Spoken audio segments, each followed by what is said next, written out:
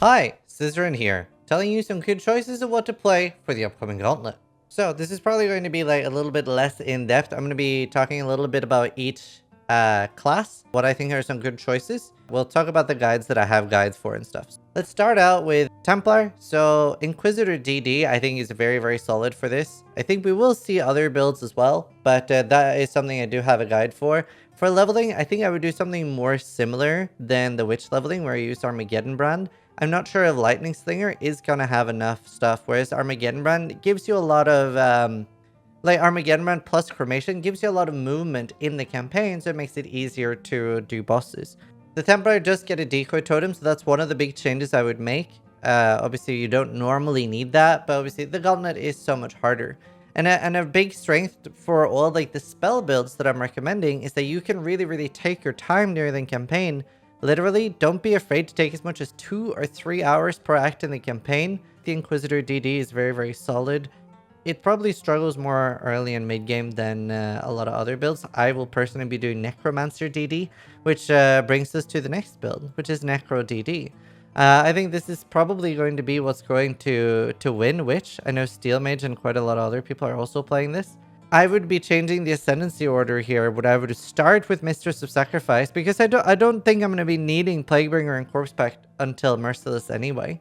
And I think I would do that at Lab 1. I don't think I would do Minor Matter. Personally, I'm a big fan, and I've practiced this myself.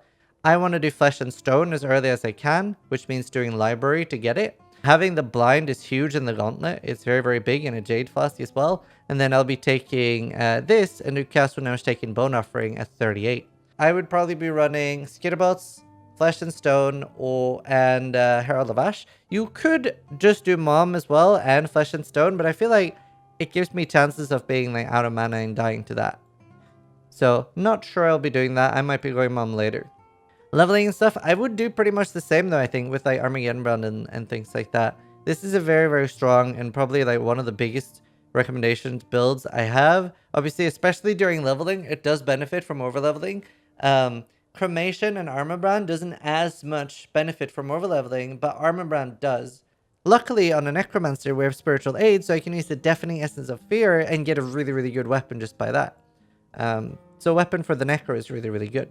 The reason for why I'm picking this over the Inquisitor myself is because of Bone Offering, and I'm able to actually get just insane block early on, even without Glancing Blows. And if I need to take Glancing Blows early on, that's still potent, because Bone Offering is recovering life per block, which is when Glancing Blows is worth taking. I don't really like taking Glancing Blows anymore without ES or life on block.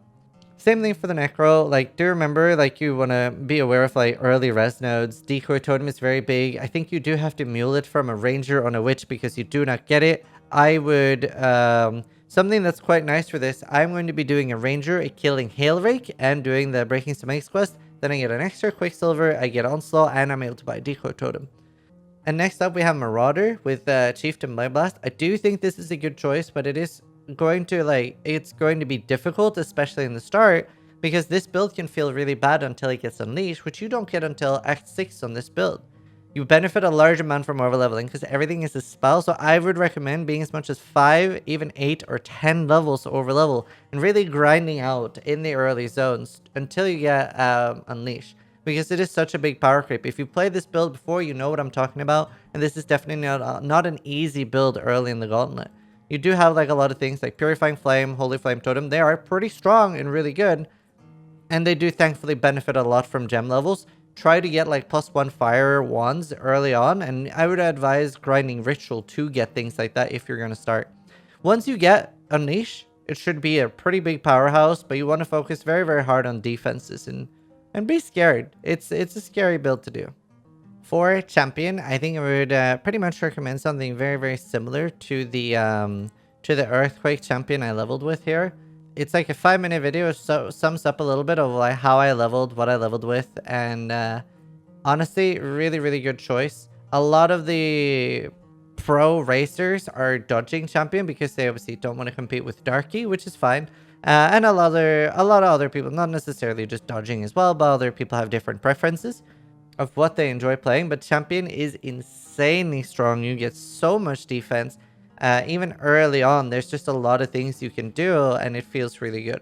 doesn't necessarily benefit from over leveling as much, and there is more pressure on you finding weapons, but maybe like doing a zone over and over again and finding a good weapon through ritual would be really good. You do surprisingly find a large amount of really good fist weapons.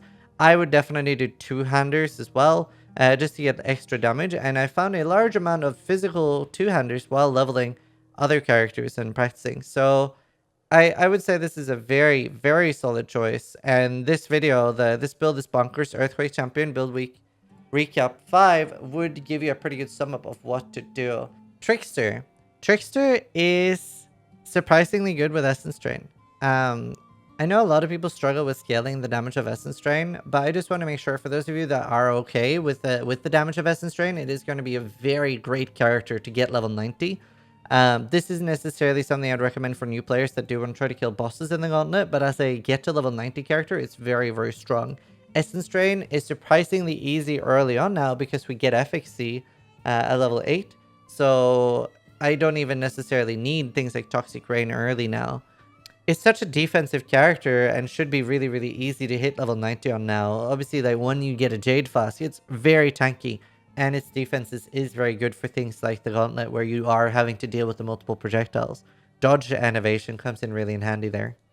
Another thing that would be really strong for this would be a Trickster, pretty cookie cutter Toxic Rain build. I think that would be very strong. Gets a lot of life, gets a lot of damage. Definitely a good build to get to level 90 on. I'm pretty sure you have to mule Decoy Totem on this as well. Can't remember. It's hard to remember what everything gets at level 4. But for a lot of classes, like making a Ranger to level 4, doing Hail Rate, and the Breaking Some Ace quest, getting like Onslaught and an extra flask is really good. Assassin gets Onslaught anyway, but pretty sure you need Ranger to get Decoy. With gear here, we've just put in some very generic gear. Both its Zeri Step and Kintsugi is obviously replaceable with rares, but if you can get a Kintsugi from Prophecy, that would be pretty great, even on a 5-link, just to have like a large amount of defense combined with Wind Dancer. Now, for Deadeye, another thing that I did in build week was Toxic Rain on a Raider. I think Pathfinder would be a lot better, but Raider was pretty fun and zoomy, but it's really not going to have enough tank. Pathfinder probably should. Obviously, it really powers on once you start getting unique flasks, which could be a bit of a pain in the Gauntlet, but I really would not recommend Ranger at all if you're a new player looking for a solid build. Like, Toxic Rain is great, but I think the other ones are probably safer and easier than this. This is a little bit scary, I'd say. And finally, for Scion, I honestly don't really know. Probably people are going to do slam builds with that, like Earthquake and stuff, or Earth Shatter. So I honestly don't fully know. I definitely wouldn't recommend Scion for somebody trying to find a build from a guide, to be honest, in the Gauntlet. The Gauntlet is so hard. It's definitely the kind of league where you really do want to be a meta cuck, as they say, and go for the strongest. Even to get level 90, it's so hard. Most people won't get to maps. I think only like 10% of players will get to maps. Maybe more, but we'll see. It is easier this time because of only the -20 res. This is kind of a bit of a lazier video than I wanted to, but I've honestly, this week, I've been a bit of a lazy piece of shit. I've been trying to stream less and just chill out a little bit before going hard on the Gauntlet. I've been doing some Gauntlet practice and just taking some time, spend some time with my cat, Helena, as well, and watching Stargate, which has been really nice. And Dyson Sphere Project has been a lot of fun. So I'm sorry for being a lazy piece of shit this week, but hopefully this helps you give some ideas of what to do. Obviously less hand-holding than a lot of the league starters and stuff, so I know some people might not get what they were looking for out of this, but at least it's an idea of what to play for each class. Probably the #1 thing I'd recommend is Necromancer DD is going to be insanely strong, I think. I've already leveled it in the Gauntlet and practiced, and it was really good to play. So that is definitely a strong choice. Anyway, I hope you guys all enjoy it. Remember, invites are open already. We can probably post like the join here link, which you just need to click it. There's nothing... Once you've clicked the link, you're already in, as long as you're logged into Path of Exile. We are currently at 17,000 open spots, so I think there's like 6k spots left or something. Either way, hope you guys are excited for the Gauntlet. I know I am. Thanks for all the support. Thanks for everybody buying t-shirts, displays, everything. Do appreciate it a lot, so I'm glad you guys are enjoying the events we're organizing. We'll see you in the Gauntlet. Sub if you liked the video. Thanks for watching, and try to die less than I do.